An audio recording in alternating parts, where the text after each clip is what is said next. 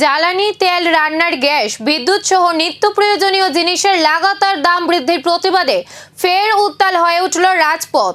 ভারতের কমিউনিস্ট পার্টির উদ্যোগে শহরের গুরুত্বপূর্ণ রাস্তায় বের হয় বিশাল প্রতিবাদ মিছিল।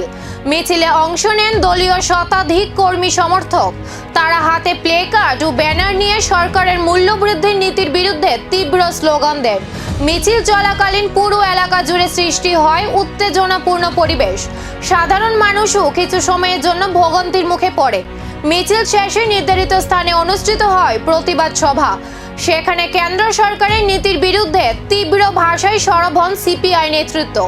নেতাদের অভিযোগ, লাগাতার মূল্যবৃদ্ধির কারণে সাধারণ মানুষের দৈনন্দিন জীবনযাত্রা চরমভাবে ব্যাহত হচ্ছে এবং মধ্যবিত্ত ও নিম্নবিত্ত পরিবারগুলো সবচেয়ে বেশি ক্ষতিগ্রস্ত হচ্ছে। তাদের দাবি, অবিলম্বে জ্বালানি তেল, রান্নার গ্যাস ও বিদ্যুৎ সহ নিত্য প্রয়োজনীয় পণ্যের দাম নিয়ন্ত্রণে আনতে হবে, না হলে আগামী দিনে আন্দোলন আরও বড় বৃহত্তর আকার নেবে বলে হুঁশিয়ারি দেন তারা।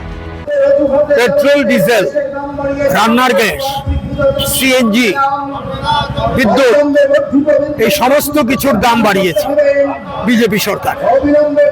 নিত্য প্রয়োজনীয় প্রতিটি পণ্যের দাম বাড়ছে, জনগণের উপর এই বোঝা। এর বিরুদ্ধে সিপিআইএম এর কেন্দ্রীয় কমিটি সারা দেশব্যাপী প্রতিবাদে জনগণকে সামিল হওয়ার আহ্বান জানিয়েছে। এই কর্মসূচির অঙ্গ হিসেবে আজ আগরতলাতে আমরা প্রতিবাদ মিছিল এবং সভা।